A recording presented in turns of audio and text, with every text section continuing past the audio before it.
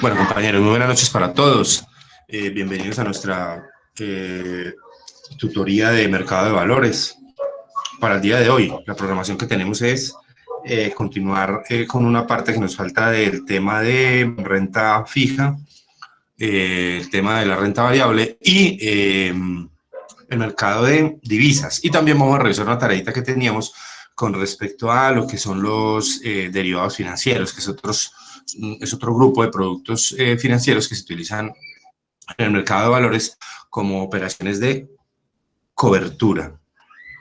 Pero primero, muchachos, como es costumbre, los escucho para esos temas que quieren ustedes compartir, que en la semana ustedes leyeron en esos blogs, en esas publicaciones económicas que les pareció interesante y que lo quieren compartir con el grupo. Entonces, los escucho, muchachos. Profe, yo tengo una, que es la caída del Michelle, precio. ¿cómo estás? Muy bien, ¿usted? Muy bien, Michelle, dime. Gracias. Profe, pues a mí me llamó mucho la atención una que se trata acerca de la caída que tuvo el precio del petróleo por posibles rebrotes del coronavirus, tanto en Francia, España y Reino Unido, y también por el tema de los huracanes que han habido en Estados Unidos. Decían que el barril de petróleo, el barril del Brent en Londres tuvo una caída del 4.47%, lo que equivaldría más o menos a $41.22, mientras que el precio de WTI en Nueva York tuvo una baja del 5.8%, lo que sería más o menos el 39.2 del dólares en barril. Pues los inversionistas, digamos, a lo que más, digamos, miedo o preocupación le tienen, es que en estos países que ya mencioné se vuelva al confinamiento, porque digamos que en partes en los que los que más compran petróleo. Entonces, si vuelven a un confinamiento, las prioridades cambian y ya no sería tanto comprar petróleo. Eso básicamente. Sí, digamos que hay un riesgo latente allí y obviamente nosotros vamos a seguir hablando durante algún tiempo sobre el tema del coronavirus, el tema de la pandemia como tal. Pues ¿por qué? Pues porque es una afectación que tenemos real ahora y digamos que tuvo que ver con el freno, digamos, que sufrió la economía a nivel internacional. Digamos, esa perspectiva, digamos, de menor consumo, obviamente va ligado a lo que es hidrocarburos, va ligado a lo que es energía eléctrica, a todo lo que son insumos necesarios para la producción como tal. Y eso tiene que ver, obvio, pues con la producción internacional, con la producción mundial. Y eso afecta los precios, afecta la economía como tal. Ese crudo, ustedes saben que nosotros manejamos a nivel mundial dos tipos de crudo. El Brent, que es la referencia que nosotros utilizamos en Colombia, que es el crudo pesado, que se da en el Mar del Norte y que es más utilizado para la industria como tal. Y el otro es el WTI, que es el West Texas Intermediate, que es como el crudo que es más para los vehículos, que tienen una capacidad de octanaje un poquito más alta y que, digamos, es más comercializado hacia el occidente como tal. Pero sí, es importante tener en cuenta que esas afectaciones, digamos, o esas perspectivas que se ven en esos países, pues obviamente van a afectar el precio del petróleo y por ende van a arrastrar el precio del dólar en estos días. Vamos a ver ahorita en los portafolios, todo está ligado, todos los negocios, todos los mercados financieros están ligados y no somos ajenos a ello y vamos a ver cómo en ese tema de corrección del portafolio en Colombia siguieron bajando las acciones, no con la fuerza que venían bajando en el último corte que nosotros vimos, pero sí siguieron bajando. Ahorita lo vamos a mirar. Michelle, muchas gracias por el aporte. ¿Algo más, muchachos? Profe, yo le quiero hablar un poquitico de la recuperación de la economía mundial. Sí, Leonidas, dígame. Según el Deutsche Banco, dice que revisó los cálculos estimados y que el rebrote está siendo significativamente rápido a lo esperado. Esto es gracias que la economía global se ha recuperado más rápido de lo esperado, mientras la producción ha recuperado la mitad de la caída por la pandemia. Pues me parece perfecto que en lo poco, prácticamente ya un mes, algunos países ya un poquito más de un mes de haber reabierto toda su economía de una forma muy rápida. Según lo que dice el banco, ya la economía a nivel global se ha recuperado y de una forma bastante rápida. Esto significa que tanto las potencias como lo llamamos vulgarmente los países tercermundistas, entre esos Colombia, estamos preparados y estamos preparados, nos hemos preparado y nos seguiremos preparando para la recuperación de la economía en el caso de nuestro Colombia. Y es significativamente lo que ha crecido. Aquí en Colombia también ya en lo que se está recuperando la economía, en lo que está reabierto los negocios, el comercio a nivel nacional. Vemos que en el día de ayer se reabrieron las áreas del comercio, de la gastronomía, y en Barranquilla, en la costa, están pidiendo ya para que se reabra la venta de licores, la cual lo autorizaron en el día de antier y ayer en Barranquilla y Cartagena. Me pareció perfecto. Y a causa de todo esto, entonces, los gobiernos de los grandes países han estimulado mucho a la banca y la banca pues ha estimulado mucho al gremio comercial y por ende pues nos beneficiamos, los beneficiados no son los empresarios, somos todos, porque vamos a obtener trabajo, vamos a tener ingresos y gracias a Dios pues todos gozamos cuando eso sucede, profe, gracias. Listo, Leonidas, muchas gracias. Sí, importante comentar, mire, el tema es que cuando nosotros pensamos en general, cuando nosotros pensamos en la banca, a nosotros nos da jartera, ¿cierto? Porque la banca gana mucha plata, porque ellos tienen unas posiciones privilegiadas y tal. Pero resulta que en una economía capitalista como la que nosotros tenemos, es bien importante tener un sector financiero fuerte. Es como la base de la economía como tal, es como la base de la pirámide de la economía. Si el sector financiero está mal, todos los sectores estarán mal. Entonces, es importante reconocer eso. A nosotros no nos gusta a veces escuchar en las noticias que el sector financiero el año anterior obtuvo no sé cuántos billones en utilidades, pero eso no es malo, o sea, digamos que no nos gusta escucharlo, pero no es malo en sí, porque es como el soporte de la economía capitalista como tal. Entonces es importante, digamos, favorecer ese tipo de actividad para que de todas maneras haya irrigación de recursos hacia los demás sectores productivos de la economía, que es lo que necesitamos. Necesitamos que esto se mueva, ¿sí? Que haya flujo de recursos pues para que haya más empleo, que la gente tenga empleo de calidad, que la gente pueda ir, pueda trabajar, pueda recuperar su empleo, pueda comprar sus cosas y que la economía regrese pues de alguna manera al momento en que estábamos antes, o si se puede mejorar, pues excelente. Leonidas, muchas gracias. Listo, muchachos. ¿Algo más o ahí?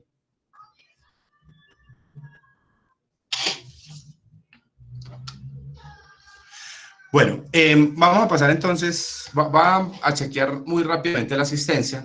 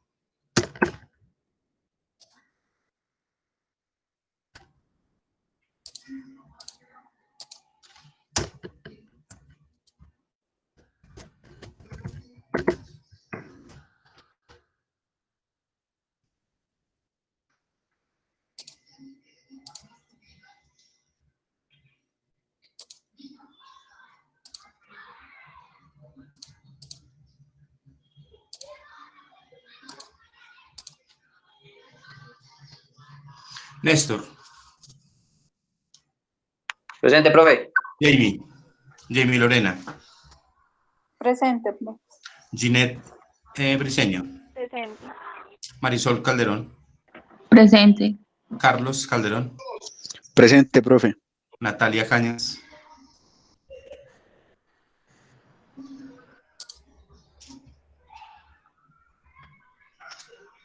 Profe, Natalia está por el chat. Andrés Castro. Profe, presente. Jainer Escobar. Presente, profe. Heidi Flores. Buenas noches. Juan David Giraldo.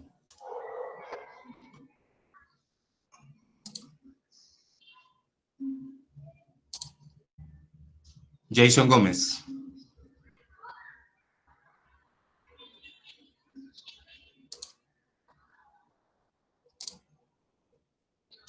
Sandra Herrera. Buenas noches, presente. Carlos Andrés Hurtado. Buenas noches, presente. Marlon Hidárraga. Presente, profe.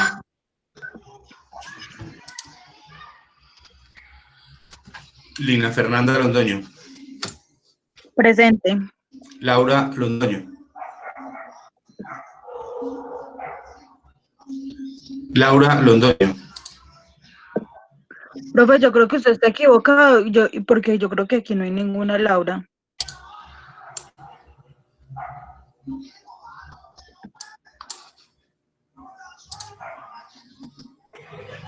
Se llama Laura Daniela Londoño Ortiz.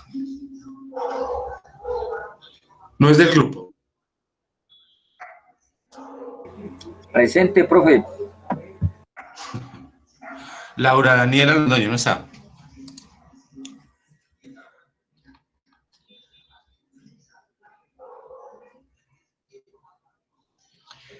Lizeth Dayana, ¿ya llegó?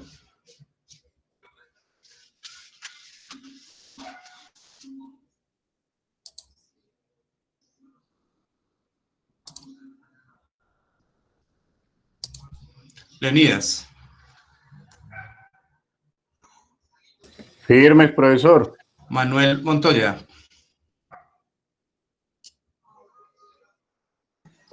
Presente, profesor. Emily. Presente. Jonathan. Jonathan Morales está trabajando, profe. Se le conecta en un momento.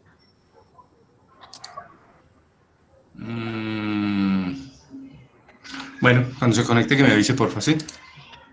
Listo, profe.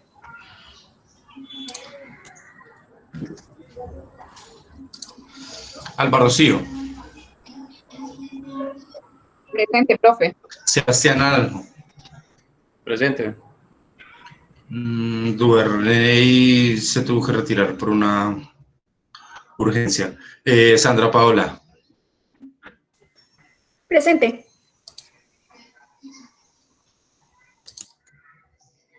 Irene.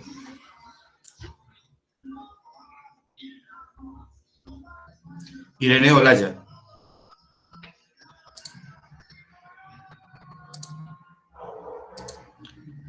Michelle Osorio. Presente, profe.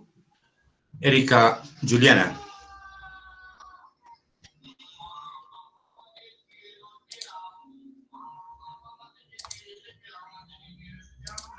Alexander. Presente, profe. Alexander Sierra. Sí, Alexander Sierra. Delio. Presente, profe. Pensé que me había llamado antes, por eso le había contestado. Listo, tranquilo, no hay problema. Diana Carolina Villada.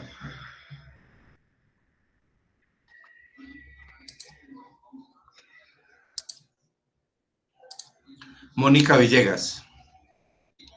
Presente, profe. Beatriz Juliana, ¿ya llegó? Jessica Zapata. Presente, profe. Juan Esteban Zapata. Juan Esteban, ¿sí está así? Sí, señor, por acá, ¿me escucha? Sí, listo.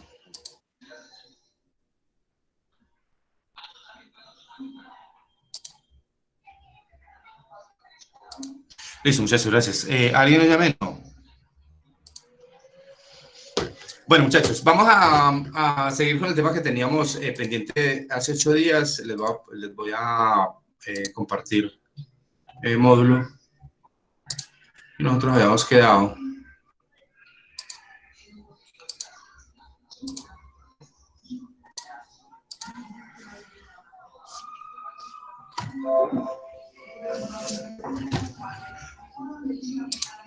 Como en esta parte hemos quedado nosotros, hemos hablado de los bonos calificados como grado de inversión, estábamos hablando del mercado de renta fija, que son los bonos, o sea, los títulos de deuda por los cuales las empresas se financian recogiendo, digámoslo así, o adquiriendo deuda con inversionistas por medio de una tasa de interés fija y un plazo de vencimiento fijo. Habíamos hablado entonces de los bonos calificados como grado de inversión, que son los que, digamos, mejores condiciones ofrecen para el mercado, y los bonos calificados como grado especulativo, que son algunos que tienen algunas condiciones que no son, digamos, las mejores, que tienen algún grado de especulación, es decir, tienen alguna posibilidad, así sea remota, de que no sean redimidos. ¿Recuerdan? Sí, habíamos quedado ahí. Sí, señor. Bueno, habíamos hablado también entonces de los grados de los escalas de calificación. Habíamos hablado de la escala de Moody's y de Standard & Poor's, cómo ellos manejan, digamos, la calificación de los bonos entre los AAA y los bonos en D, que son llamados bonos basura, porque ya la calificación pues se ha deteriorado ostensiblemente. Bueno, vamos a terminar esta parte de la renta fija, luego vamos a mirar la renta variable, que es, digamos, un tema muy básico porque ya tangencialmente lo hemos ido tocando. Luego vamos a mirar los títulos, valores y por último los derivados financieros y las divisas para que terminemos allí, ¿sí? Bueno, entonces, veníamos nosotros hablando de la clasificación de los bonos y hablábamos entonces inicialmente de esos que tienen grado de inversión y grado especulativo, es decir, los que están mejor y no mejor calificados, no digamos que son malos, ¿sí? Los de grado especulativo no es que sean bonos malos, sino simplemente pues no gozan, digamos, de la idoneidad que tienen los de grado de inversión, que son los calificados en AAA.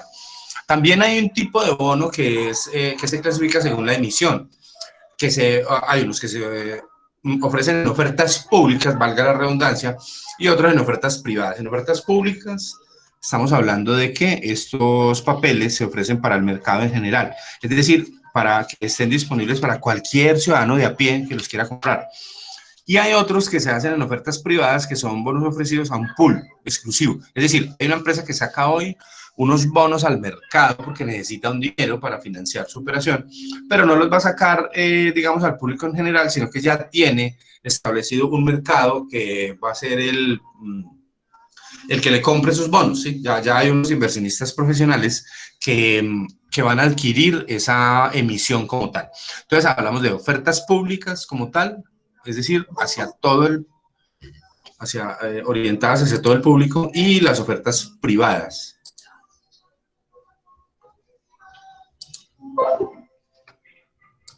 Bueno, también hay una clasificación según el seniority. Y el seniority de los bonos renta fija habla sobre como el goodwill, el conocimiento, como la experiencia, como el prestigio que tenga ese bono de esa empresa como tal. Los bonos ordinarios o senior son bonos que están en el primer nivel de derechos para ser pagados, es decir, son de muy buena calidad. Pero hay otros también que son los subordinados o los bonos junior, que se encuentran subordinados a los bonos ordinarios, es decir, que tienen una calidad un poquito menor que la otra. Podríamos asimilarlo a los grado de inversión y grado especulativo, sí, podríamos analizarlo o, digamos, asimilarlo de esa manera. Hay unos que tienen mayor prestigio, digámoslo como tal, se venden mucho más fácil. Pero también vamos a entender una cosa, ¿cierto? Es que cuando un bono tiene ese gran prestigio, es decir, tiene esa gran calificación, ¿qué pasa con la tasa de interés? La tasa de interés debe ser más cara. Pensémoslo de nuevo. Si tiene mejor calificación, Más baja. ¿Cómo es la tasa de interés? La más preferencial, más baja debería ser. Sí, claro. ¿Por qué? Porque el riesgo es menor. Y resulta que, recuerden que habíamos hablado de un principio que es el principio del trade-off o el riesgo y rendimiento, que es directo a mayor riesgo, mayor rentabilidad. Cuando yo entro en un negocio, en unos bonos que están subordinados o que son de grado especulativo, que tienen, digamos, un riesgo superior a los otros, pues yo también, además de que, digamos, paralelamente a que voy a asumir un riesgo mayor, también voy a esperar una rentabilidad mayor. ¿Cierto que sí? ¿Qué es lo menos, digamos, riesgoso hoy en día en el mercado financiero? Hablamos del mercado intermediado, de los bancos. ¿Qué es lo menos riesgoso? O la inversión más segura, digámoslo así. ¿Cómo es que es? Librancia o algo así por el estilo. No, inversiones. Los CDTs, ¿no? Sí, el CDT, claro. El CDT es un producto que paga muy poquito interés. O sea, un CDT hoy en día, digamos, un CDT a 3 meses puede pagar el 6%, efectivo anual. Y si yo traslado ese 6% a mes vencido, me va a pagar el 0.4% para mes vencido, el 0.37. Si yo hiciera la conversión de esa efectiva anual a esa periódica mes vencido. Lo que pasa es que es un negocio que tiene menos riesgo, ¿cierto? Que tiene riesgo, claro, todos los negocios financieros tienen riesgo, pero digamos, yo voy a Bancolombia, yo voy a Vivienda, al Banco de Occidente, a abrir un título de, no sé, tengo 50 millones y no me gusta el riesgo, a mí no me gusta el riesgo, sino que voy a ir a abrir un CDT a 3 meses, pues me van a pagar el 6%, pero el riesgo es muy bajo. El riesgo, es decir, la posibilidad de que esa plata se pierda, pues es muy baja. Así, igual de esa manera, es el rendimiento. Si yo invierto, ¿qué es lo más riesgoso que hay en el mercado ahora financiero, en la calle? ¿Qué podría ser lo más riesgoso?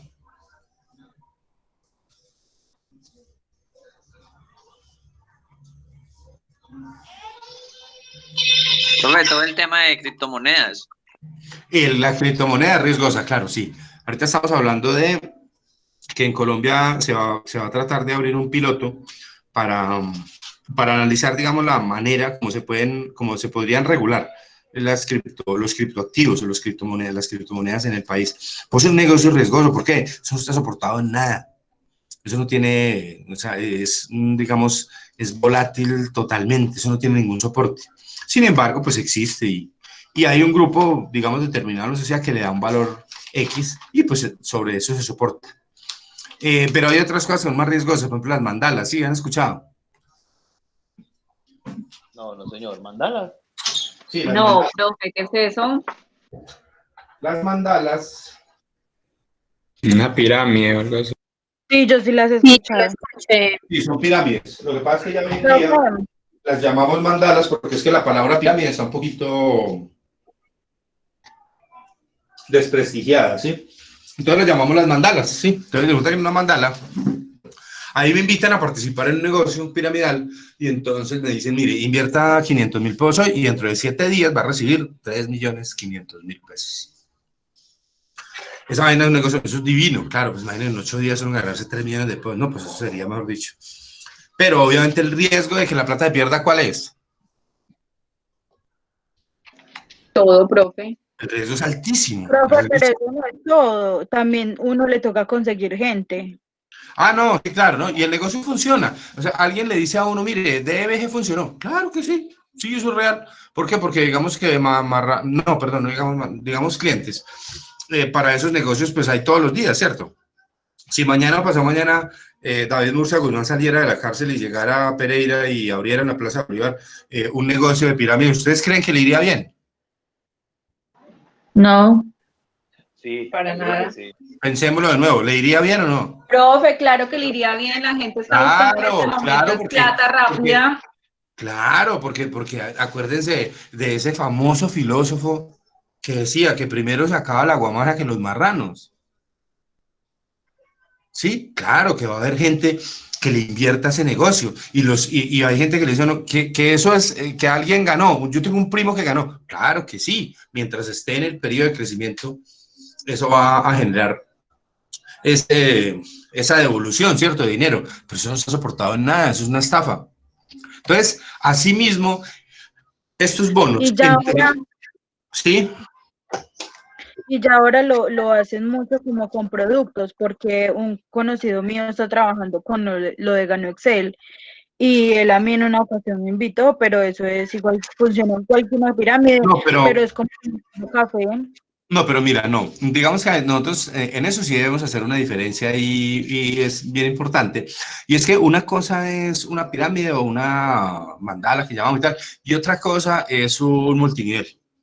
Ese Gano Excel es un multinivel, así como Herbalife, como OmniLife, como Sri, como, bueno, todas esas son multiniveles, pero el multinivel, digamos, está soportado sobre unos productos como tal.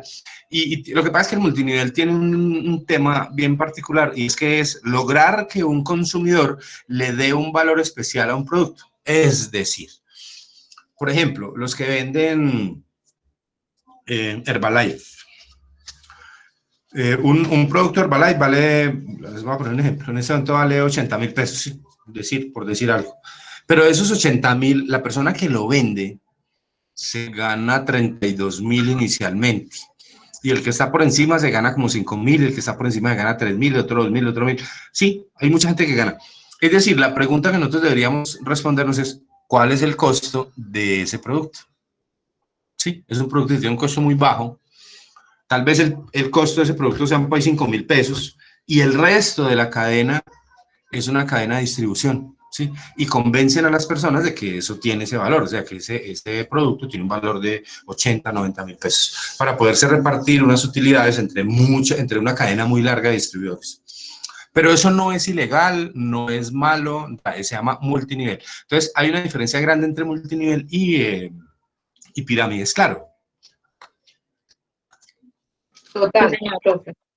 Listo, entonces, Sí, digamos, el multinivel es legal, simplemente convencen a una persona que esa vaina vale 80.000 pesos. Lo que pasa es que los 80, la cadena de distribución se reparte 70 y al productor le quedan 5.000 y con eso libra su utilidad y ya, pero no es un negocio legal. Bueno, sigamos aquí con los bonos, muchachos, no me dejen dispersar porque me viene allá donde íbamos, no. Bueno, también según su mercado, los bonos se pueden clasificar en mercado interno, mercado externo y eurobonos.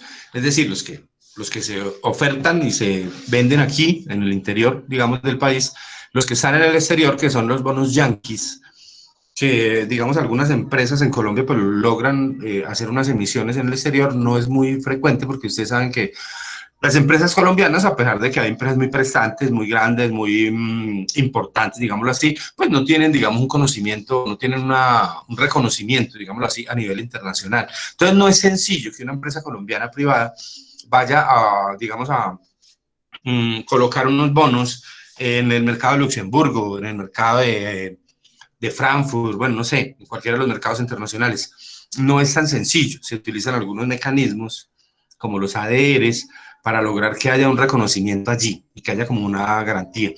Pero a nivel gubernamental, es decir, a nivel estatal, sí se emiten los bonos, se emiten bonos internos y se emiten bonos yanquis que llamamos, o bonos emitidos en dólares. ¿Para qué? Para la financiación que tiene que hacer el gobierno sobre la diferencia entre los ingresos que recibe y los gastos que tiene que hacer, que por lo general pues, son superiores a los ingresos. Entonces sí emitimos unos bonos en el mercado externo y hay unos eurobonos, pues que obviamente como la palabra lo indica, pues se venden o se comercializan en la zona euro como tal. Según la moneda, pues ahí con moneda local y moneda extranjera, eso no tiene ninguna ciencia. Vamos a emitir bonos en pesos y emitir bonos en euros o en dólares, bueno, no sé, en alguna otra moneda especial. Según las condiciones exóticas, nosotros tenemos unos bonos que son los callables o redimibles, que son unos bonos que tienen dentro de su contrato, o sea, dentro de su minucia, digámoslo así, le otorgan la posibilidad al emisor, es decir, a la empresa que está financiando, a la empresa que está obteniendo los recursos, de recomprar esos bonos a un precio de ejercicio strike o a una fecha prefijada, es decir, por condiciones especiales del negocio le da la posibilidad. Se vende un bono, digamos hoy, se emite con un vencimiento a 20 años, por decir algo, ¿sí? Pero resulta que por condiciones del mercado a esa empresa le conviene, a ese emisor le conviene, pues recoger ese bono antes de tiempo. Entonces hay una posibilidad dentro del contrato de que se redima, digamos, entendiendo los beneficios tanto del emisor como del comprador, el inversionista, para llegar a un acuerdo como tal. Y los payable o retractables tienen la misma posibilidad, pero esta vez no se la dan al emisor, sino al tenedor, es decir, al inversionista, la persona que hizo la inversión como tal. Le dan la posibilidad de recomprar, de revender, digamos, esos bonos, de que les sean pagados antes de tiempo, según las condiciones especiales del mercado. Entonces tenemos los callable y los payable. Ahí perdonan el inglés de Hassam, ¿sí? Bueno, también hay unos bonos que se consideran bonos perpetuos, que son bonos que podrían tener, no tener fecha de vencimiento o podrían tener una fecha de vencimiento superior a los 100 años. Se dan para negociaciones, obviamente, entre entidades, entre banca multilateral, gobiernos, estados, pues porque, lógicamente, vamos a entender de que pues ningún ciudadano de a pie va a comprar unos bonos que sean redimibles en 100 años. De pronto no los alcanza a disfrutar. Pero a nivel internacional y por estos organismos multilaterales se dan ese tipo de negociaciones con bonos que tienen mucho tiempo, que van a mucho tiempo, a más de 100 años. También hablamos de los bonos cupón cero. Cuando hablamos de cupón en el mercado de renta fija, recuerden que ya tal vez lo habíamos hablado, cuando hablamos de cupón hablamos del interés, o sea, cuando hablamos de la tasa de interés o de la remuneración que tiene esa operación financiera como tal, es decir, los intereses o los rendimientos que ese emisor le está prometiendo, está garantizando a ese inversionista, hablamos de cupón, como la tasa de retribución como tal. Entonces, cuando hablamos de cupón cero, no estamos hablando de que no tenga intereses, sino de que van a ser pagados en una sola cuota al finalizar el periodo como tal, al finalizar, o sea, la fecha de vencimiento. Entonces, cuando hablamos de bonos cupón cero, no hablamos de que no tengan rentabilidad, sino que van a tener un solo pago al finalizar el periodo como tal. Sus preguntas hasta aquí. Sobre los bonos, el mercado de renta variable, cómo funciona.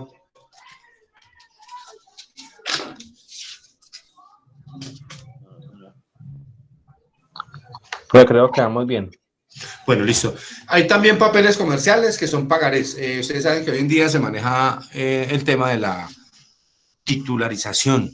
La titularización es tomar activos de algún tipo, pueden ser tangibles o intangibles, y convertirlos en títulos valores.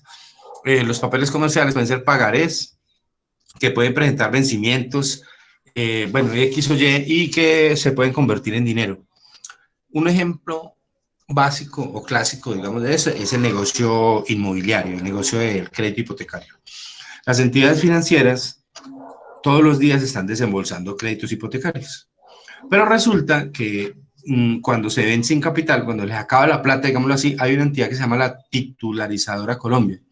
Entonces, ¿ellos qué hacen? Estas entidades financieras toman esos pagarés que tienen firmados por esos clientes que compraron esas casas, esos apartamentos y que se comprometieron a pagar unas cuotas durante 10 años, 15 años, 20 años, 30 años, toman esos pagarés, los diligencian y salen al mercado a venderlos. Y esa titularizadora compra esos papeles. Entonces le entrega a esa entidad financiera un valor, descontando obviamente una comisión sobre ese papel, y esa entidad financiera vuelve a aceitar el negocio, digámoslo así, ¿sí? Es decir, va y vende 500.000 millones en pagarés, toma esos 500.000 y vuelve a prestar. O sea, comienza otra vez el ciclo de negocio. ¿Es claro eso, muchachos? Sí, señor. Profe, solo esa entidad se puede hacerla. Sí, ¿cómo? Solo esa entidad lo puede hacer. No, hay muchos, aquí digamos, ese negocio, cuando yo hablo de titularizar, también hablo de un negocio muy parecido que se llama la compra de cartera. Ustedes ven que, por ejemplo, se da que hay muchas entidades que se dedican solamente a colocar créditos. Por ejemplo, hay entidades que se dedican a colocar crédito de vehículos. Entonces, solo colocan, es decir, consiguen el cliente que necesita el crédito y consiguen la operación como tal, y después le venden esa operación a una entidad. Puede ser una financiera, puede ser un banco y tal. Esa es otra manera, digamos, de titularizar, porque es un negocio rentable. Ellos obtienen una comisión rápida, es decir, es un valor pequeño, pero lo obtienen de un día para otro. Y le entregan la cartera a una entidad. Así, digamos, es que ha logrado sus grandes utilidades el señor Sarmiento Angulo, bueno, los banqueros más grandes del país, ¿sí? Comprando papeles comerciales.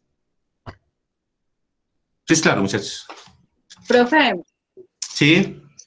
por ejemplo, lo que usted decía, si ellos tienen entonces los papeles a tanto tiempo, al venderlo queda ya uno con la deuda a la otra entidad, ¿cierto? Sí, claro, sí. La otra entidad espera hasta recibir los intereses.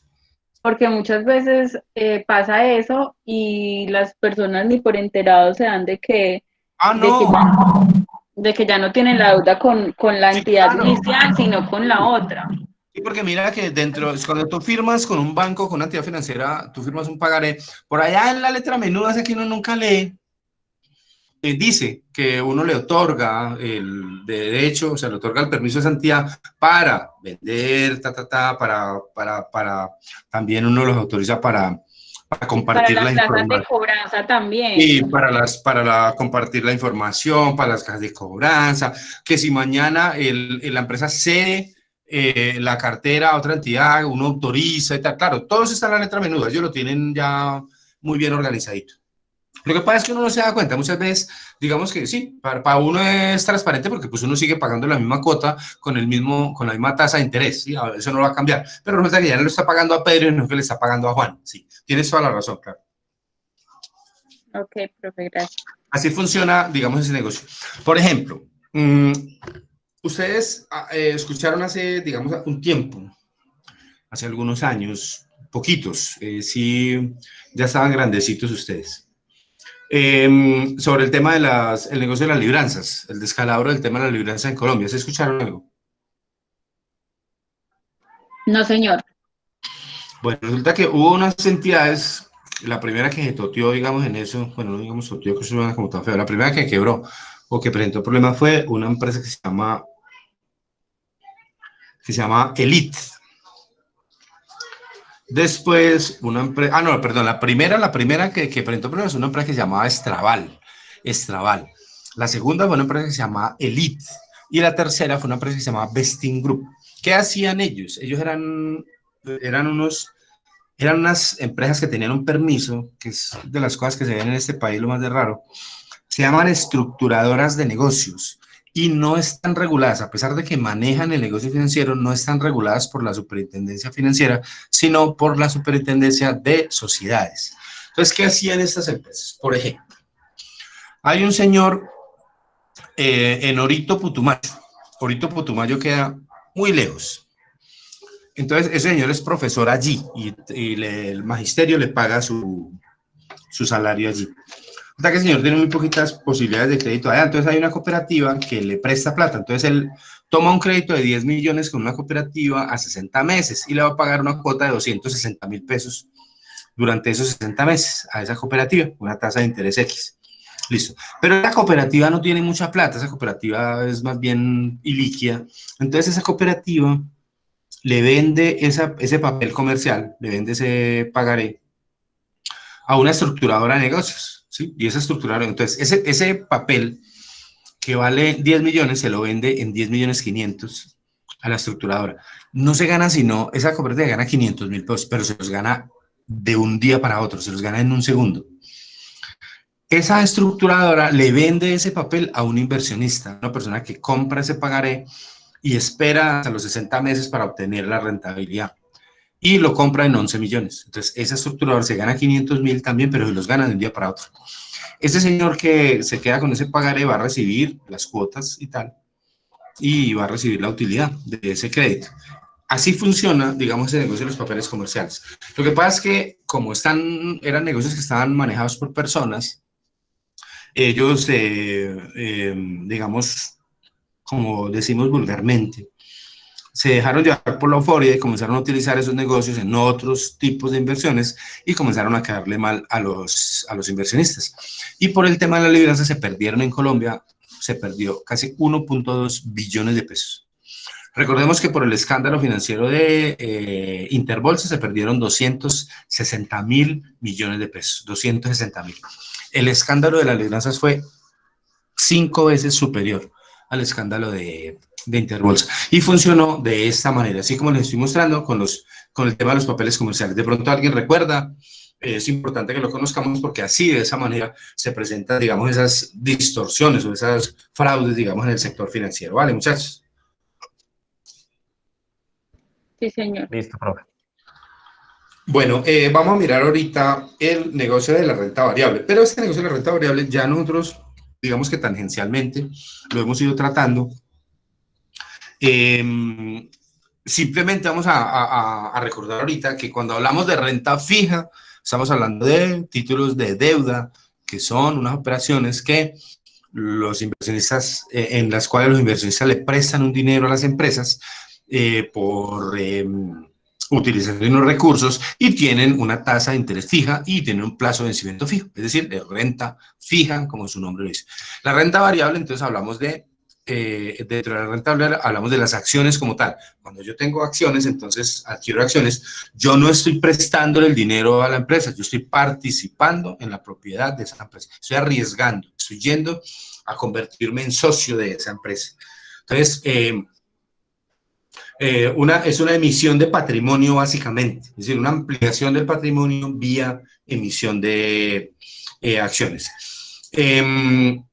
Por aquí nos dice que en el momento en que una empresa decide llevar a cabo una emisión de acciones, debe darse a la tarea de analizar y tomar decisiones acerca del tipo de acción que va a emitir, si es ordinaria, si es preferencial o si es privilegiada, qué cantidad de acciones va a emitir, de acuerdo, digamos, con el mercado que quiera atacar como tal, el precio, el mercado al cual se va a dirigir el objetivo, la modalidad de colocación, que puede ser en oferta directa o por intermedio de intermediarios como bancas de inversión, y la administración de la emisión como tal.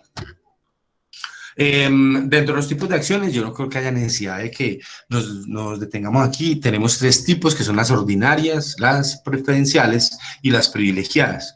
Las ordinarias son las que generan propiedad de la empresa como tal, derechos en toma de decisiones y tal. Las preferenciales son las que ofrecen un dividendo particular, es decir, un dividendo pactado desde un principio y pagado antes que los otros. Es decir, cuando yo adquiero acciones preferenciales, estoy asegurando el dividendo como tal.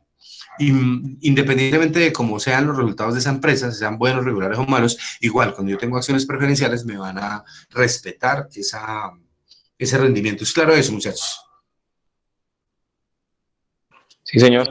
Y las privilegiadas, que recordemos que hablábamos, no están aquí mencionadas, pero hablamos de que las privilegiadas son una mezcla de las dos, es decir, es una mezcla entre ordinarias y preferenciales, es decir, que tienen un dividendo preferencial, un dividendo pactado, pero también tienen el derecho a opinar, digamos, en una asamblea como tal, a ir allá y a formar parte, digamos, de la toma de decisiones de la empresa como tal.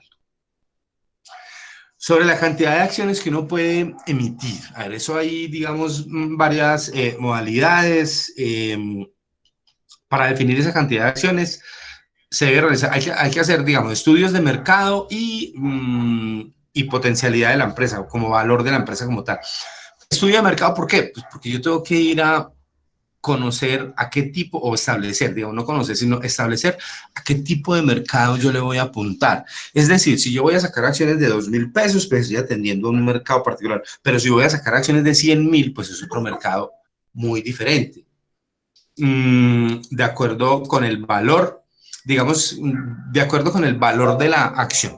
Aquí tenemos una gráfica que nos puede como ilustrar un poco sobre esto. Resulta que yo tengo un patrimonio que necesito, es decir, yo tengo un patrimonio a democratizar de 100 pesos, o 100 dólares, o 100 unidades monetarias, lo que ustedes quieran entender. El patrimonio son 100. Entonces yo podría decir que para estos 100 yo podría emitir 4 acciones de 25, ¿cierto? Y serían 100, pero también podría emitir 8 acciones de 12.5 y sería exactamente lo mismo. Recordemos que en alguna oportunidad yo les comentaba, y creo que fue una pregunta de primer parcial, si el valor de la acción tiene que ver con el tema de rentabilidad. ¿Sí lo recuerdan? Sí, señor. ¿Y cuál es la respuesta? El valor de la acción tendrá que ver con la rentabilidad. Es decir, el hecho de que la acción valga 25 o valga 12.5 tiene que ver con la rentabilidad de la acción, con la, No, digamos, señor. no, ninguno, ¿cierto? ¿Por qué? Porque eso tiene que ver, profe, como con el movimiento de la bolsa. Porque es Sí, vamos con la valorización que tenga la acción. Es decir, yo puedo tener una acción de 100 pesos, ¿sí? Y resulta que sube el 10%. ¿Cuánto es? 110 pesos. Puedo tener una que valga 1000 y suba a 1050 y es el 5%.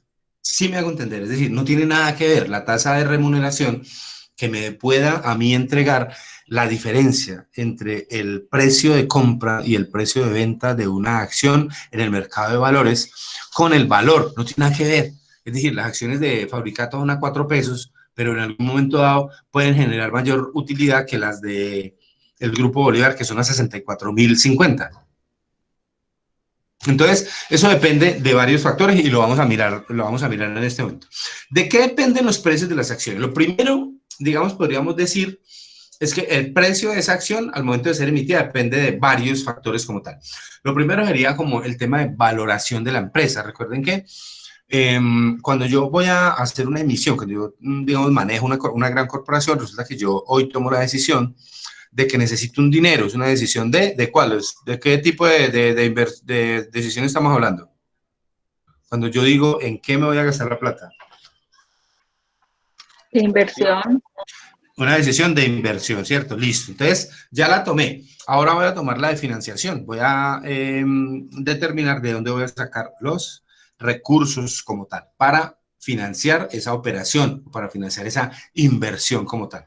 Entonces, lo primero sería analizar el valor económico de la acción, que es, digamos, es un buen indicador del valor de la acción como tal y se calcula a partir del valor estimado de la empresa dividido por el número de acciones. Es decir, yo necesito 1 billón de pesos, ¿sí? Y voy a salir a emitir acciones. Entonces, bueno, depende del mercado que yo quiera atacar, un mercado mediano, entonces yo digo, bueno, voy a sacar acciones a 30.000 pesos, por ejemplo. ¿Qué haría yo? Pues simplemente dividiría ese billón de pesos entre ese valor de 30.000 y diría, mire, voy a emitir tantos millones de acciones. Que es lo mismo que dividirlas entre 50.000 o entre 100.000. Lo que pasa es que depende del mercado al que yo quiera atacar. O sea, no es lo mismo salir a vender una acción de 5.000 o salir a vender una acción de 100.000. ¿Es claro eso, muchachos? O sea, digamos que los dos le apuntarían a dos mercados diferentes, ¿cierto que sí?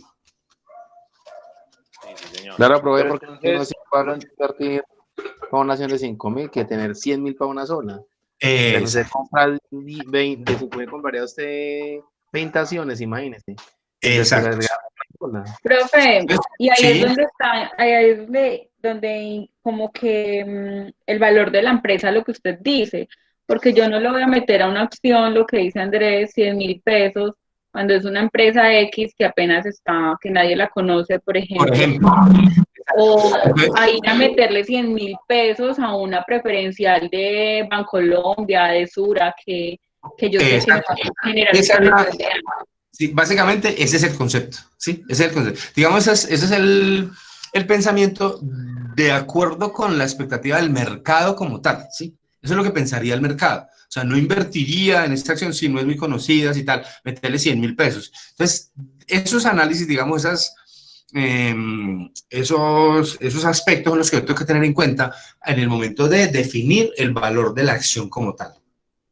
También tenemos el valor de mercado. Una cosa es el valor económico, que hablaríamos como de patrimonio, y otra cosa es el valor de mercado. El valor de mercado es el precio al que se cotiza la acción.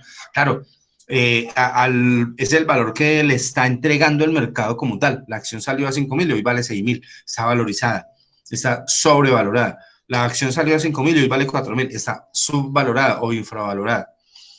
también tengo que tener en cuenta eso para salir en una nueva emisión. A ver, yo tengo unas acciones de Ecopetrol que hoy, al cierre de el 18, que ya lo vamos a mirar, perdón, el 18, que fue el viernes, ya vamos a mirar ese cierre. Resulta que cerraron a 2.115, pero resulta que esas acciones inicialmente valían a 1.200, o sea que están sobrevaloradas. Cuando yo vaya a salir como Ecopetrol a ofrecer unas acciones, pues el valor se tiene que parecer. Yo no puedo salir a vender acciones iguales, ordinarias, a las que tengo en el mercado, a 5.000. ¿Quién me las iría a comprar?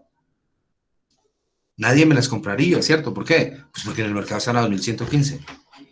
A no ser que salgan con una emisión especial y digan, mire, este paquete especial de acciones preferenciales valen a 5.000 hoy. ¿Sí es claro eso, muchachos?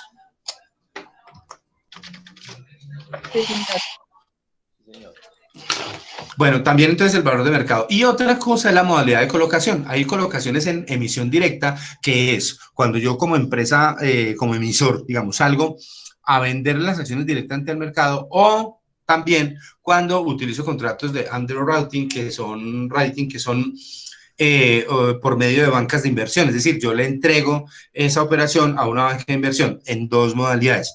Una como el mejor esfuerzo y otra como la venta en firme. Es decir, la de mejor esfuerzo es que yo como emisor le entrego esas acciones a una banca de inversión, a un agente, y ese agente se compromete a hacer el mejor esfuerzo, ¿sí? Es decir, a tratar de venderlas todas, pero no me garantiza nada. Es decir, ese agente vendería las que pueda y me devolvería las que no pueda vender. Pero también hay otros otro contrato, el underwriting, que son que esa banca de inversión se compromete a comprarlas todas, compra la emisión completa y sale a venderlas al mercado. Se da cuando las empresas son, digamos, muy conocidas, tienen un seniority importante, tienen ya una trayectoria en un mercado de valores, ya son conocidas, y entonces esa banca de inversión no tiene ningún problema en comprar toda esa emisión, salir a vender, y si de pronto le queda algún número de acciones, pues simplemente se queda con ellas y las trabaja en el mercado. ¿Sí es claro eso, muchachos? Listo, profe. Pero entonces la cantidad de acciones que emite una empresa nunca pueden superar su patrimonio, ¿qué? Eso es lo que No, jamás. Es decir, mire, por ejemplo, les voy a poner un ejemplo. En el caso de Ecopetrol, Ecopetrol en el 2008 democratizó. ¿Qué quiere decir eso?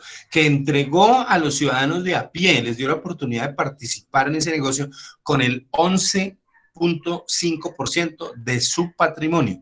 ¿Qué quiere decir eso? Que las acciones que en este momento están circulando en el mercado de Ecopetrol representan patrimonialmente el 11.5% del total del patrimonio de la empresa.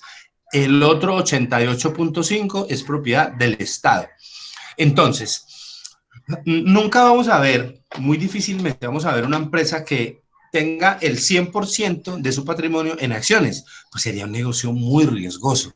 Sí, que todo esté democratizado, o sea, que no haya dueños, mejor dicho. Mire, por ejemplo, en el tema de las exposiciones que nosotros hacíamos, ¿cómo vieron ustedes ahí la composición accionaria de esas empresas, de la mayoría de esas empresas? ¿Qué conclusión podemos sacar de eso? La mayoría tenían acciones de Argos. Pues, sí, claro, o sea, ellos no han soltado la propiedad, las empresas son de ellos. Y le han dado una participación al ciudadano a pie, pero pues una participación mínima, ¿sí? Es decir, mejor dicho, lo que les quiero decir con estos muchachos, en este país desde hace 200 años, el capital está en manos de las mismas personas. Y eso no... Sí. Y que también algo que noté es que no simplemente se quedan con lo que ellos ganen, con lo que están produciendo, sino que también invierten ¿en qué? ¿Cómo se llama eso? ¿De qué estamos hablando? En acciones de otras empresas. Ah, sí, claro. Lo que pasa es que eso llaman lo que llamamos los clústeres o los pools o digamos, eso tiene un nombre. Bueno, son como las organizaciones empresariales. Es decir, Ellos mismos tienen, mire que Nutresa es de allí, Argos también, Sura también es del grupo antioqueño, ellos manejan. Entonces, por intermedio de terceros, digamos, de otros nombres de otras empresas, ellos están dominando o están controlando ese capital. Y entonces, bueno, volviendo a la pregunta de Juan Esteban, ¿cierto? Sí, señor. Bueno, es que sí, difícilmente, digamos, una empresa va a tener, le voy a poner un ejemplo cualquiera, 100 pesos en patrimonio y esos 100 pesos están en el mercado de valores. No, difícilmente. Tal vez tenga 100 pesos en patrimonio y tenga 50 en el mercado de valores. El otro 50 formará parte de la propiedad, es decir, de los accionistas iniciales, de los que llegaron primero a montar ese negocio, y los demás pues participan de alguna manera en ese negocio con algún porcentaje, pero difícilmente va a ser eso. Entonces, si la pregunta es, si el valor, digamos, la capitalización bursátil de una empresa podrá ser igual o superior al valor patrimonial, no, difícilmente lo va a lograr. No, digamos que es posible que matemáticamente se dé, pero digamos en la realidad no es muy viable, ¿vale? Listo, señor. O sea que cuando una empresa, en el ejemplo que usted nos da, necesita 1 billón de pesos, entonces lo que están haciendo ahí es que la participación, bueno, lo que tengan los accionarios o el dueño y demás, está cediendo una parte de su porcentaje de participación en la empresa para obtener ese billón de pesos. Sí, pero mire, Juan Esteban, que hay una cosa bien particular ahí. Resulta que usted tiene unas acciones de una empresa, digamos que, le voy a poner un ejemplo. Hay una empresa que tiene un patrimonio de 100 pesos. Usted, como accionista, usted es dueño de 50 pesos de esa acción, de esa empresa. Resulta que mañana esa empresa emite otros 100 pesos en acciones. Entonces, no es que usted vaya a ceder, lo que pasa es que la empresa crece, ¿sí? El patrimonio de la empresa crece en esa proporción. O sea que se vuelve un negocio más grande. ¿Qué vamos a hacer con ese dinero? Vamos a comprar otra empresa, vamos a ampliar la operación hacia Centroamérica, vamos a, bueno, muchas cosas, pero es crecimiento, básicamente. Usted no es que esté, o sea, no es que usted esté cediendo de su 50% inicial. Lo que pasa es que usted lo que está permitiendo es que haya otros inversionistas, otras personas que entren a participar en el negocio, ¿sí? Pero es crecimiento básicamente. Cuando se habla de emisión de títulos, usted lo que está haciendo es crecer. Listo, señor. Bueno, en los mecanismos de selección de precios para esas acciones hay varios. Hay uno que es de construcción de libro, no, digamos, no lo vamos a ver muy a fondo. Es que simplemente se le entregan a unos inversionistas que estén interesados para que coloquen en un libro los precios a los cuales están dispuestos a pagar esas acciones. Dentro de una banda, entre un mínimo y un máximo que coloca esa banca de inversión o que coloca ese especialista, digamos, de la empresa como tal. También hay otra metodología que es el de subasta, dentro de las cuales está la holandesa, que parte de un precio máximo hasta llegar a un precio mínimo, es decir, va de arriba hacia abajo. Una subasta inglesa, que es al contrario, que va de forma ascendente, es decir, como las que conocemos, o los martillos que conocemos normalmente, que, digamos, salimos a vender un bien, un activo en 100 pesos, entonces el otro oferta 105, el otro 110, y vamos hacia arriba construyendo el valor. Y hay una última, que es la subasta sellada, que simplemente se le pide a los inversionistas que entreguen en un sobresellado la oferta que puedan hacer por esas acciones como tal. ¿Cuánto están dispuestos a comprar y cuánto están dispuestos a pagar por cada una de esas acciones? Eso le garantiza, digamos, a la empresa en un momento dado, al emisor, pues que la venta, digamos, eso es más un tema de mercadeo, digamos, que de finanzas. Es decir, es como ir a determinar ese mercado como tal, a qué precio está dispuesto a pagar por mis acciones, ¿sí? Y garantizar un poquito el tema de la venta como tal.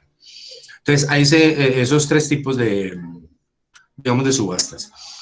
Ahorita vamos a mirar, bueno, muchachos, preguntas hasta ahí sobre el tema de renta variable, de acciones, de fijación de precios.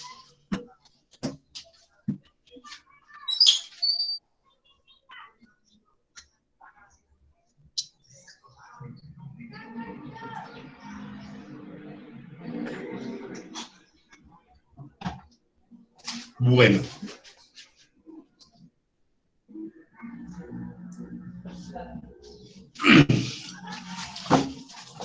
Por último, muchachos, vamos a mirar el tema de las divisas.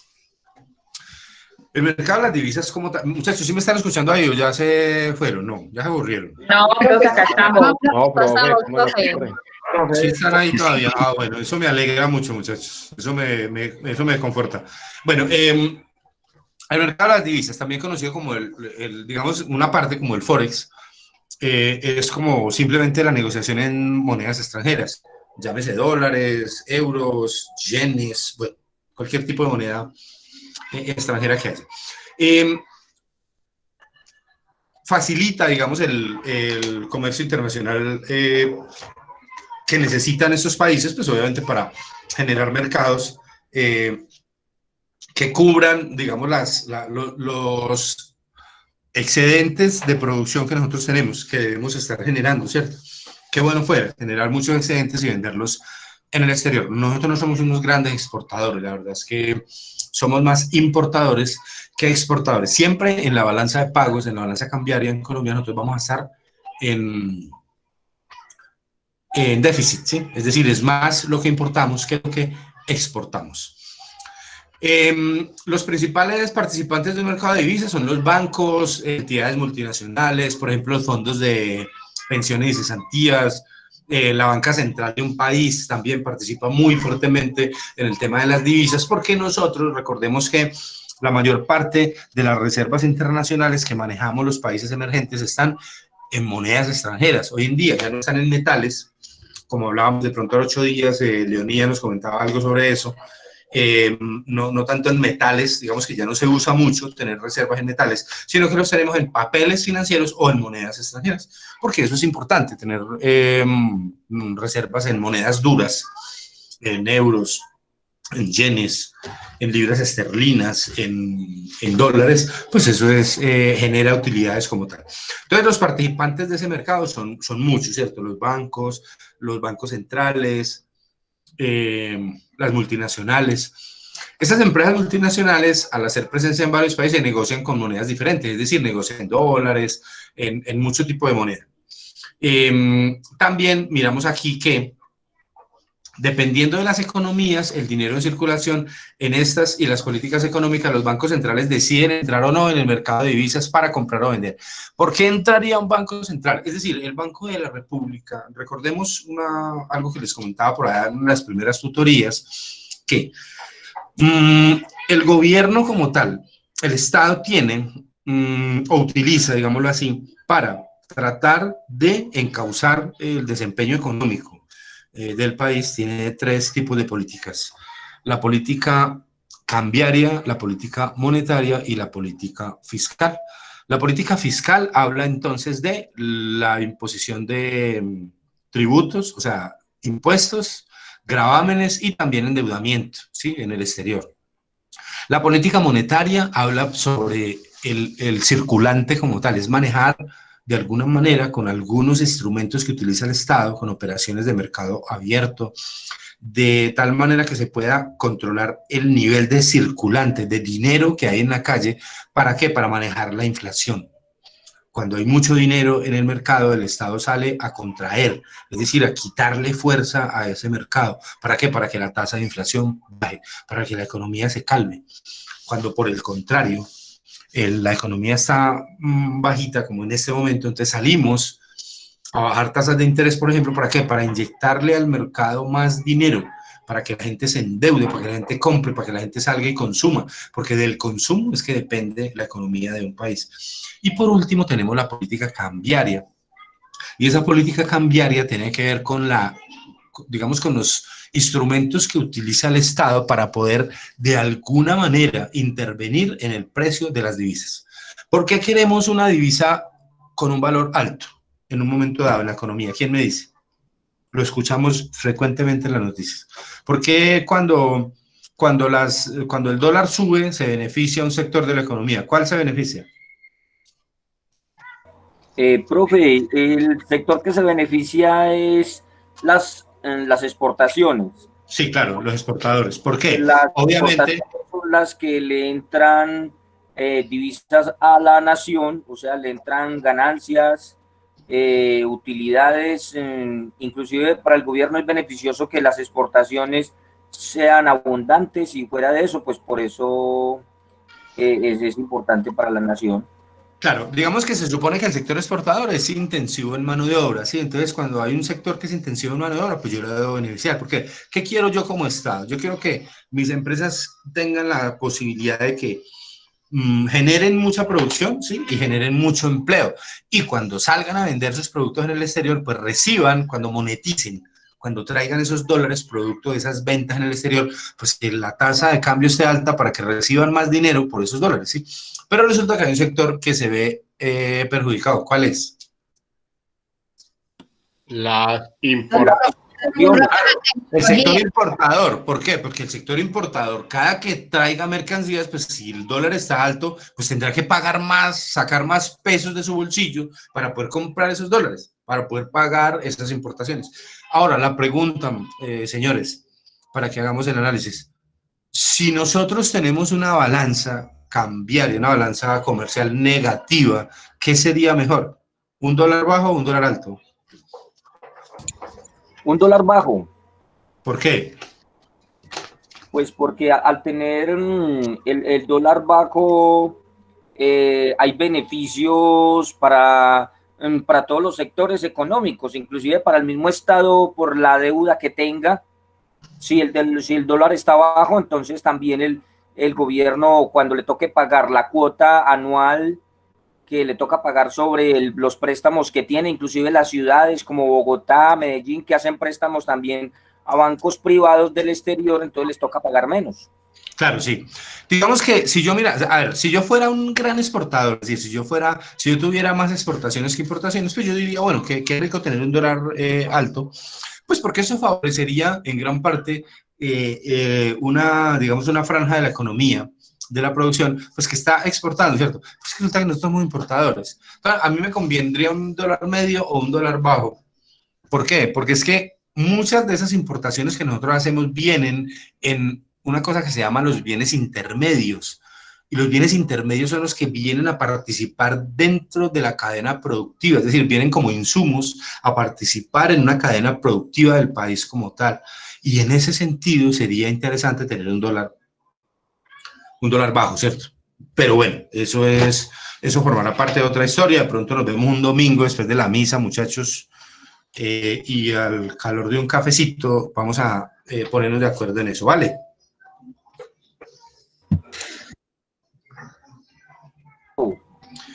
Bueno, la tasa de cambio. ¿Qué es la tasa de cambio? La tasa de cambio es el valor que se paga por una moneda extranjera, ¿sí? Simple, así de simple. La tasa de cambio es lo que hoy pagamos por el dólar, lo que pagamos por la libra, lo que pagamos por el euro y tal. Y hay unos esquemas de tasa de cambio, ¿cierto? Hay un esquema de tasa que es flotante. ¿Qué esquema trabajamos nosotros en Colombia, muchachos? ¿Flotante o fijo? Flotante. Flotante totalmente, sí. Es decir, aquí, ¿cómo se produce, cómo se genera el precio del dólar? ¿Cómo se forma? ¿Por medio de qué? Lo hemos hablado ya varias veces, muchachos. Por medio de la oferta y la demanda, muchachos. Así como se forma el precio de la yuca, del plátano, del arroz, de la carne, es exactamente igual. Cuando hay muchos dólares en el mercado. Profe, ¿sí? Disculpe que lo interrumpa, pero de todas maneras la oferta y la demanda podía ser en cualquier aspecto de la economía del país, o sea, relativamente pues podría ser el petróleo, podría ser el oro. Bueno, no, pero no, vamos a hablar solamente de la tasa de cambio, vamos a hablar del dólar, ¿sí? O sea, ¿qué forma el precio del dólar? A pesar de que nosotros pensemos que es el petróleo, que es la pelea entre Rusia y Estados Unidos, y Arabia, y Irán, y Kuwait, bueno, y muchas cosas, ¿sí? Una injerencia, lo que maneja, o sea, lo que mueve el precio del dólar en Colombia es la oferta y la demanda, es decir, Lo mismo, o sea, digamos que yo lo quiero llevar a ese plano y me gusta llevarlo a plano, porque uno muchas veces tiende como a dejarse llevar y a dejarse enredar y que eso, digamos, forma parte de muchas variables internacionales. No, eso no es tan complicado. Simplemente, mire, escasean los dólares.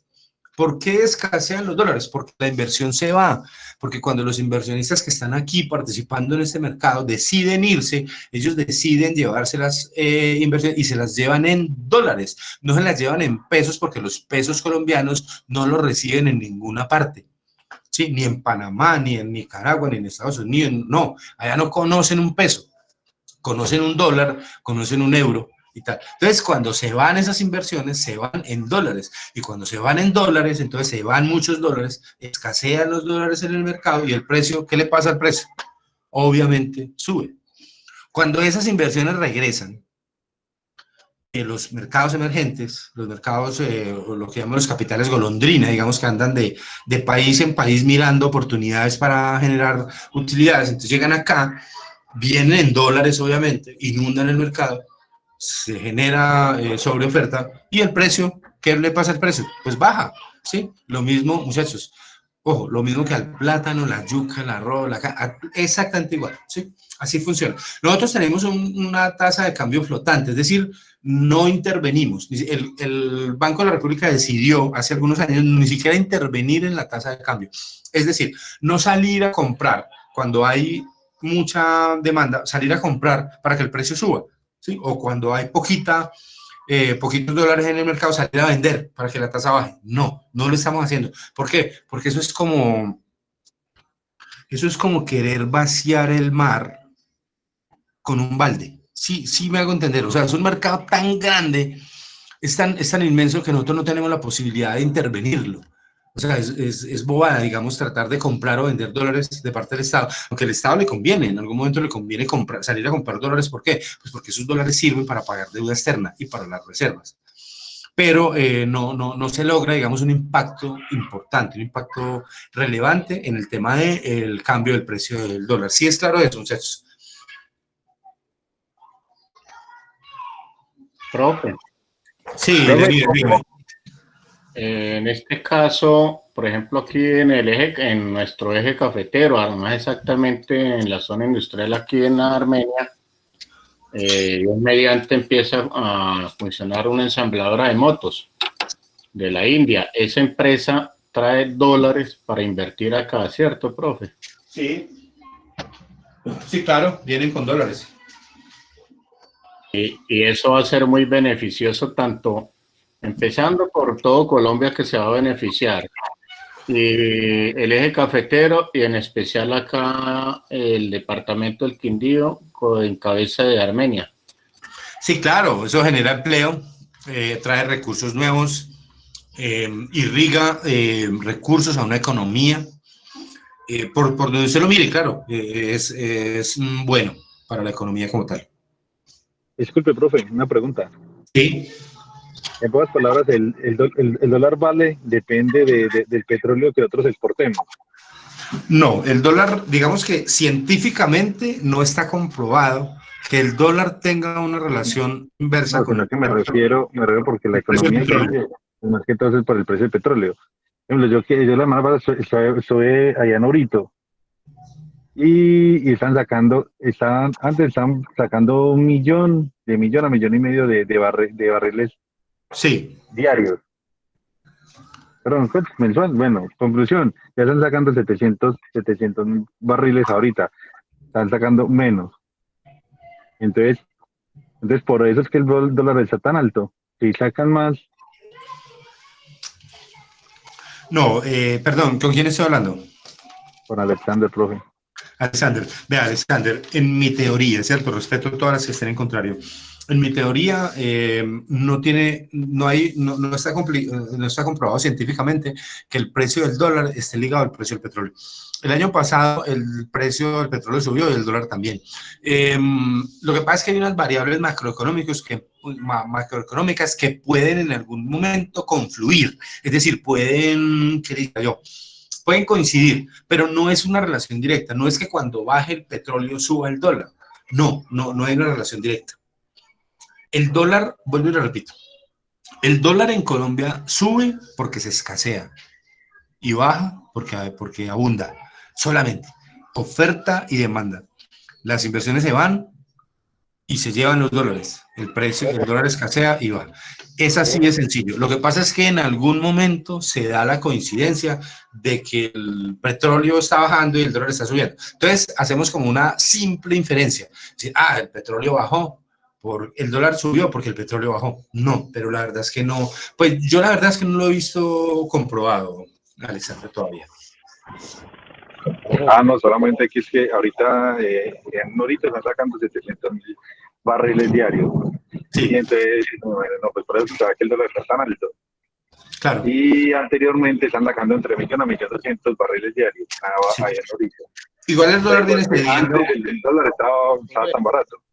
Sí, pero el dólar siempre viene, sí, ha venido, digamos en estos últimos días ha venido cediendo. Si yo lo miro en el último año, ha venido creciendo, sí, ha venido subiendo. Desde hace un año ha tenido digamos, un aumento importante. Pero vuelvo y le repito, o sea, yo la verdad no creo, pero pues le digo, o sea, respeto, porque obviamente los analistas financieros, cada uno tiene su punto de vista. En el mío, por ejemplo, no. En el mío no hay una relación directa entre precio del petróleo y precio del dólar, no existe. Profe, y entonces, ¿cuáles son las mejores opciones que tiene un país para que circulen más dólares en el territorio? Es decir, con exportaciones o qué puede hacer un país para que circulen más dólares en el territorio y así tener pues un dólar más estable que no sea tan alto. Pues vea, el tema es que siempre, nosotros de qué vivimos, de estos países emergentes, como somos nosotros, países en desarrollo, nosotros dependemos mucho de la inversión extranjera, entonces dependemos mucho de las condiciones que el gobierno pueda generar al interior de la economía para, digamos, incentivar que vengan inversionistas extranjeros a traer su dinero. Eso es importante para nosotros. ¿Por qué? Porque nosotros no tenemos mucha plata. Nosotros necesitamos ese apoyo de la inversión extranjera, por eso tenemos que generar condiciones de tranquilidad, de seguridad y tal, para que ese inversionista venga. Y lo otro es que con base en esa, digamos, en esa entrada de recursos, se genere producción hacia el exterior. Es decir, nosotros deberíamos exportar más. Lo que pasa es que, mire, vea, es tan triste que de pronto ustedes lo pueden analizar de esa manera, lo podemos analizar. Hace unos 4 años, un dólar en Colombia, unos 4 o 5 años, un dólar en Colombia llegó a valer 1.750 pesos. 1.750 pesos. Hoy en día un dólar vale ¿cuánto? ¿A cómo cerró hoy? 3.600 algo. Rapidito, sin utilizar San Google. 3.700 y algo.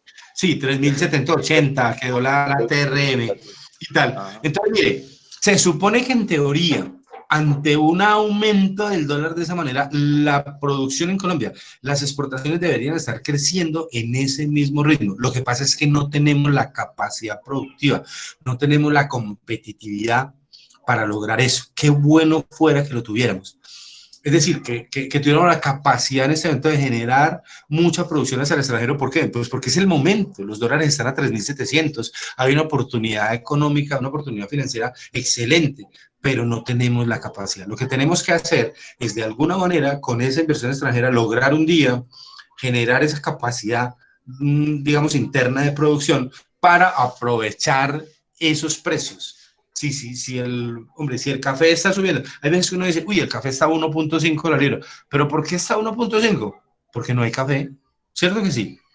Qué bueno que hubiera para vender a 1.5, pero el mismo hecho de que sea 1.5 indica, pues, que no hay, ¿cierto? El precio lo dice. No sé si eso sea claro. Sí, señor. Bueno, muchachos, hay también, entonces, para terminar, para que dejemos aquí, porque tenemos el parcial y ustedes deben estar ansiosos de resolver ese parcial. ¿Parcial? Sí, hoy la tutoría 7 tenemos el segundo parcial. Ya lo vamos a... Está habilitado para... Uy, profe, qué pena, pero es que la cuestión es que no tengo portátil, soy desde celular. Bueno, no sé, ya miraríamos ahora cómo lo podemos analizar, pero cómo lo podemos... Una hora. ¿Cómo, perdón? Ya somos 5. Sí, buena. Que usted nos iba a dar más tiempo para hacer el... Sí, claro, les voy a dar, ¿cuánto que dijimos? Leonidas tiene el dato. Una hora. Profe, habíamos quedado hace 8 días que para este parcial nos iba, como nos premió, recuerde que usted nos dio premio por habernos portado juiciosos, haber estado atentos, entonces usted nos dio un premio y nos la dejó en 1 hora, pero en plataforma solo aparece en 40 minutos. Oiga, este Leonidas, hombre, sí. Leonidas tiene buena memoria. Profe. Ya vinieron 2. Profe, sí, esas fueron las palabras ¿Verdad? que usted nos dijo. Bueno, entonces no crean todo lo que yo les diga. Profe, usted ya organizó la asistencia mía y la de otro compañero que está en el chat. ¿Con quién hablo? Con Juliana. Juliana Zapata, claro que sí, ya a ti te organicé. No sé, tu compañero, ¿cómo se llama tu compañero? Pues ahí en el chat dice Jonathan. Profe, Jonathan Morales. Profe Erika Pulgarín. Ya, espérame, dame un segundito, que voy a organizar acá el compromiso que teníamos con Leonidas. Y ya quedó listo. Entonces queda 8:15 con 1 hora. A ver, la asistencia, yo creo que ya los había tenido en cuenta, pero voy a revisar porque después los comienzan a llamar y ustedes comienzan a ponerse bravos conmigo y es incómodo.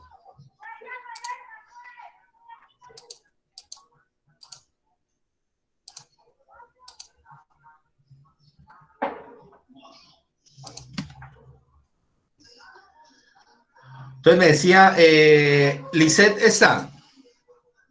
No, Lisette Dayana. Lisette. Sí, profe, Listo, acá perfecto. estoy. Jonathan. Sí, Listo. señor. Irene. Sí, profe, por acá estoy. Listo, Irene, qué bien. Diana Carolina Villada.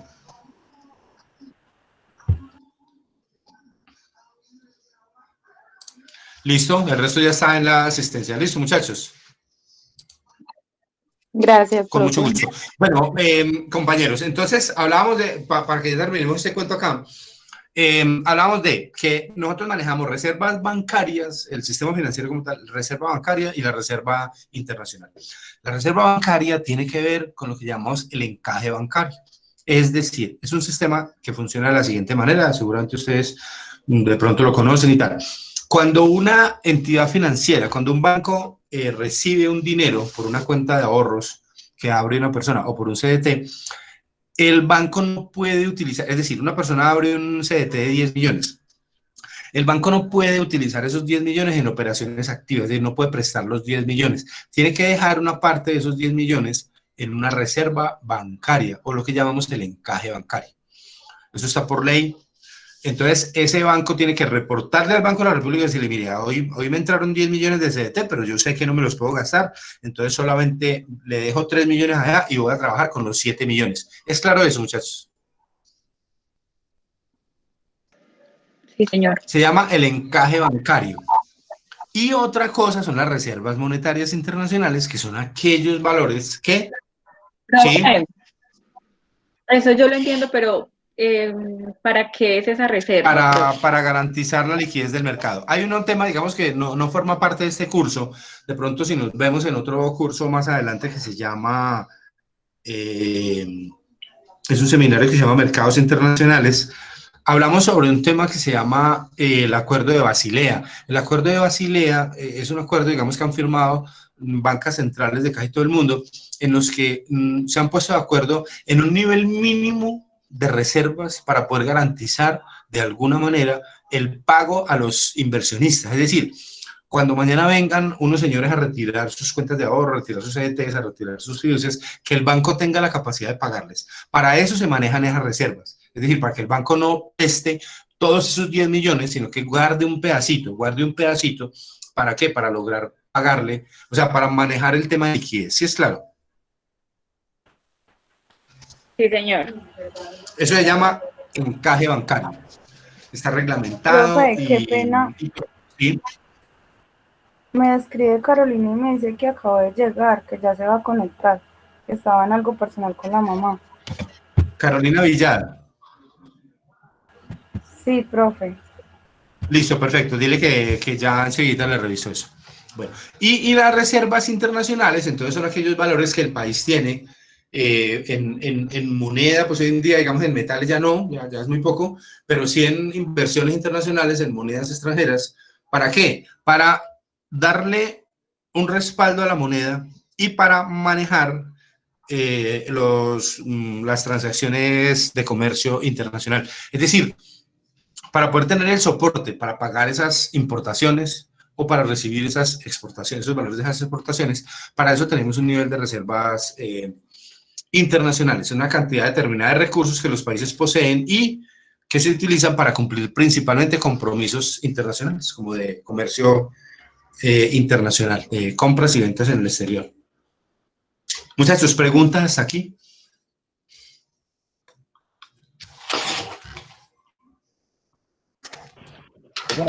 Profe, ¿el parcial de qué temas es? Es de renta fija, renta variable. O sea, lo que vimos hoy. Una parte de lo que vimos hoy, sí. Si tomaron buenos apuntes, les va a ir muy bien. Ok. Listo. Bueno, muchachos, preguntas, dudas, reclamos.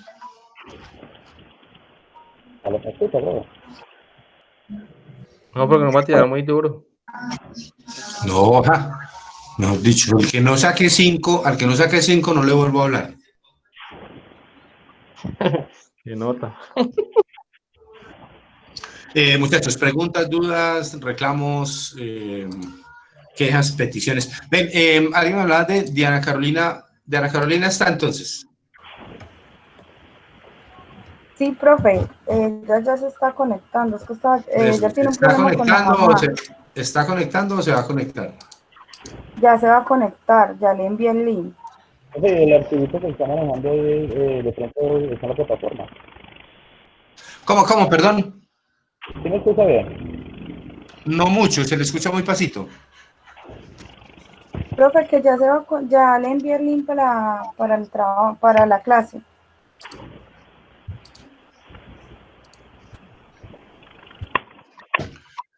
Bueno, excelente. Bueno, muchachos, preguntas, dudas, reclamos.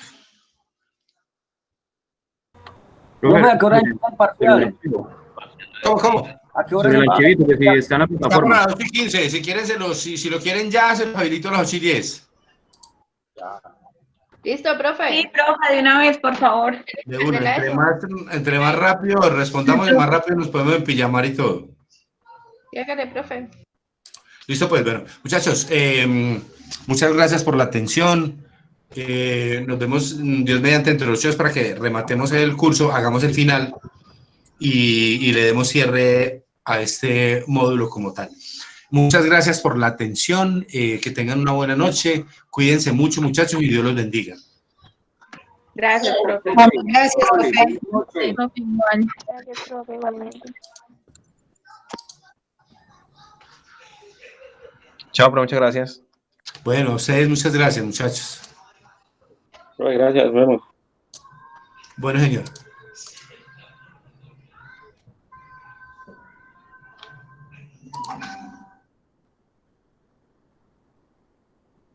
Profe, pregunta. Sí. El archivito, lo que escribió en WhatsApp, de pronto el archivo que estábamos manejando hoy lo tenemos en el campus. Ay, perdóneme, no le entiendo. Más bien lo voy a escribir por WhatsApp, profe. Bueno, señor Luis.